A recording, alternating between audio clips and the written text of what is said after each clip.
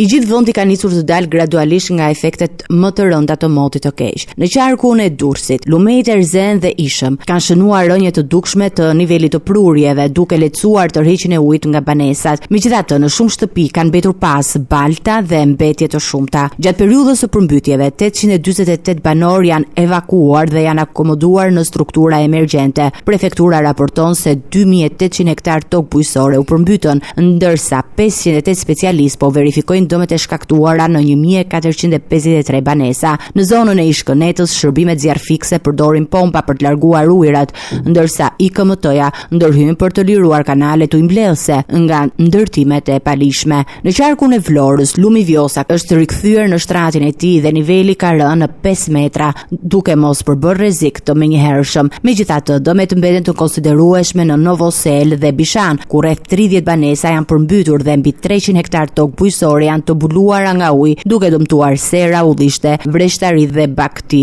Në Fier, fshati Feras është ndër më të goditurit, në disa banesa ende të përmbytura. Në Lushnjë, fushat e Tërbufit vijojnë të jenë në ujë, me probleme të furnizimit me ushqim dhe dëme në bakti për shkak të bllokimit të kanaleve. Lumi Seman shfaq tendencë rritje për shkak të shkarkimeve nga hidrocentrali i Banjës. Në qarkun e Lezhës, situata mbetet e rëndë në territorin e Bashkisë së Kurbinit. Banorët e fshatrave Adriatik, Gjorm dhe Zhej janë të përfshirë nga uji dhe disa prej tyre pa furnizim me ujë të pishëm. Në të gjithë qarku janë përmbytur mbi 4000 hektar tokë bujqësore. Në Mirdit, prurjet e lumejve kanë shkaktuar grryerje dhe dëmet në infrastrukturën publike, duke vështirësuar qarkullimin dhe shërbimet. Në Shkodër, fshati Obot mbetet i përmbytur dhe rruga është e kalueshme vetëm me mjete të larta. Në Gjirokastër, rruga Gjirokastër-Tepelen u bllokua për shkak të rrëshitjes së dheut pranë shkallës së Zez. Edhe në Juglindje, rreshtet e Borës kanë shkaktuar probleme. Në qarkun e Korçës, akset rrugore janë të hapura, por rekomandohet përdorimi i zinxhirëve, ndërsa mbi 1850 abonent në zonat urbane dhe rurale të Korçës, Pogradecit dhe Leskovikut janë pa energji elektrike.